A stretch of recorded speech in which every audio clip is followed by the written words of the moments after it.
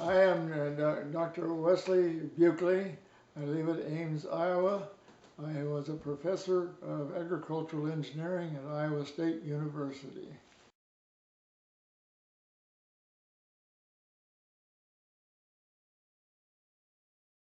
We started writing the book, Just Call Us Lucky, in about 1995, when my twin brother called me up and said, you know, if we don't write anything about the Buchele brothers and the Buchele family, there will nothing be recorded about the family.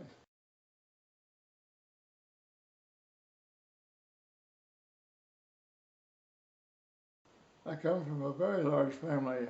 I am the seventh son of a family of 7 brothers, and I lived in southeast Kansas on the Caney River.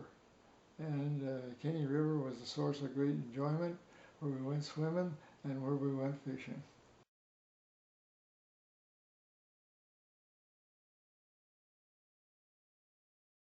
My twin brother Luther and I were very close. Whenever we had any fights, anybody was fighting had to fight 2 people, my twin brother and I, and we had what we called ticking, and it was a lifeline.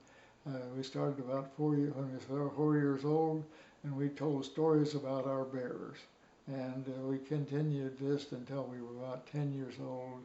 And we exercised our minds by having our bears go all over the world and do just fabulous things.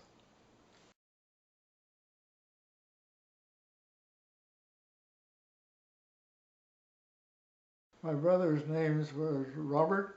He was an osteopathic doctor, and then the next in order was Ned. He was a farmer. My next brother down is Paul. He became a farmer. Julian became a farmer. Matthew became a medical doctor. My twin brother Luther became a secretary for the Interquark Council at the University of Michigan, and I became a professor of agricultural engineering at Iowa State University.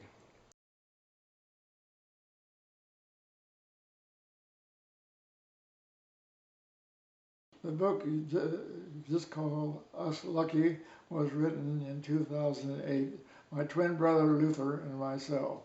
It is a book that describes the living in southeastern Kansas during the Great Depression, during the dust storms, and during the droughts of the 1930s. It describes the joy of a family living together and attempting to pay off a mortgage and each one of us getting a college education.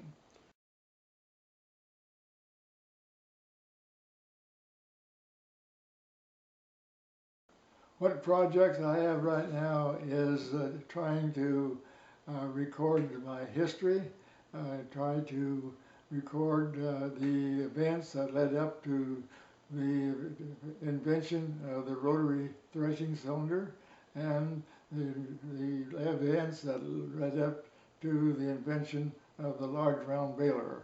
Those are the 2 machines that I invented that harvest the major crops of the world.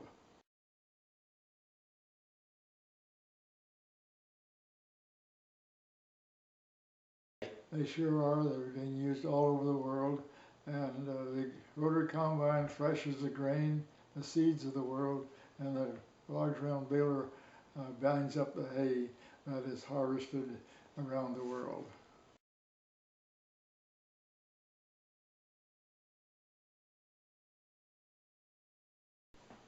I'd like to talk about my inventions, as a father likes to talk about their children. When I was in college, I found out that I probably would not become the smartest person in the world.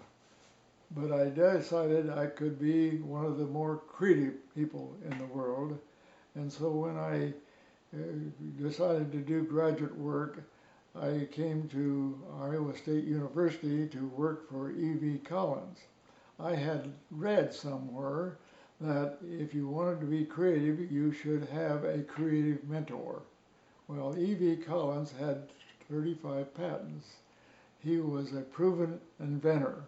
And so I came to Iowa State University to work under his tutelage. And when I came to Iowa State University, he asked me to invent a machine to thresh red clover. Now, we were threshing red clover, but the combine efficiency was 30 to 40%, and that's not very good. And so he said that I have a field of red clover out there, and we need to harvest the seed from the red clover, and so I would like to have you invent a threshing machine. Okay, I just took that as a challenge, and I went to work, and I knew I had worked on the farm, and I knew about threshing machines, and I knew about combines. And so I knew what they did. A thresh machine had a cylinder and a concave operation, and they working together threshed the grain out of the heads. But you still had to separate it from the straw, so behind the threshing cylinder was a straw walker, and a straw walker oscillates, I should say, and shoves the grain to the rear of the combine, the straw, the rear of the combine, and while it's doing it, it sifts out the grain, and the grain falls down and goes through the cleaning shoe and is taken up into the bin. And so I went to work on that.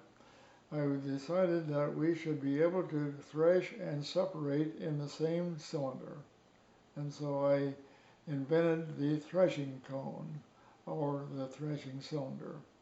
And I built a machine, I tested it, and I found out, yes, it did thresh red clover. And it did a good job, and so I got 2 patents. I applied for a patent, but then when the patent office looked at it, they found out that that was a basic invention, and so I had to get 2 patents.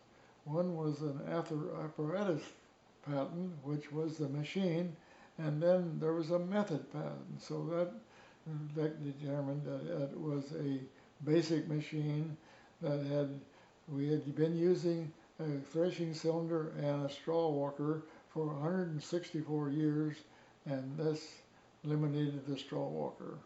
And now that threshing device is now used on all combines. It's included in all combines that are manufactured in the United States today.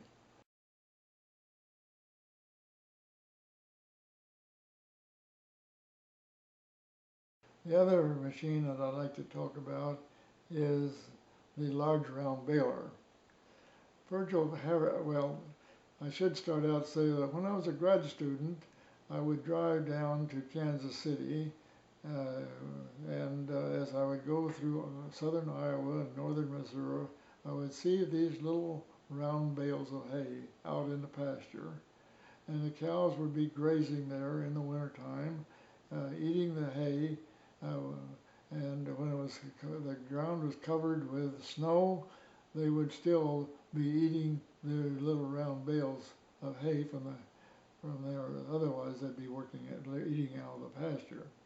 And I said, well, this is a good way of storing hay, and the little round bales were what they call weather tolerant, because they were like thatched roofs in that the stems were perpendicular to the ground, so that when raindrops that fell on the stems, they ran down the stem, and because of surface tension would keep the drop of water on the stem, and that way it was conducted down to the ground. And so after I got my PhD and was working at Iowa State University Virgil Havertink came into the office and said, "Will you please suggest a research project for my master's thesis?" I said, "Yes. Let's build a large round baler." Now, he was a farm kid, and he said, "Why do we need a large round baler?" And I said, "Well, our balers that we have today produce what I call people bales. These are bales that are little square bales, and they weigh about 70 pounds. And they come out of the back of the baler, and somebody has to handle that bale to take the bale back and stack it in a stack of bales, or stack it on a wagon or whatever.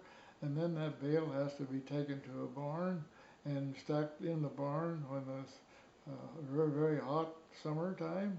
And half the work of handling small round bales is finished when you have it in the barn.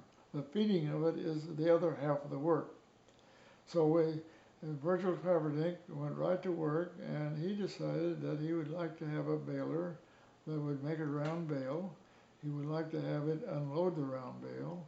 He would like to have it reload the round bale into the baler, and then he would like to have the large round baler feed the bale to cattle like on a fence slide feeder.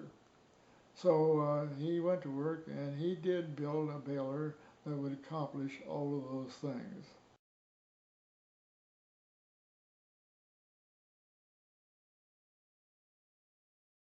What I hope that people would take away from reading my book is pleasure of reading the book, and also a bit of knowledge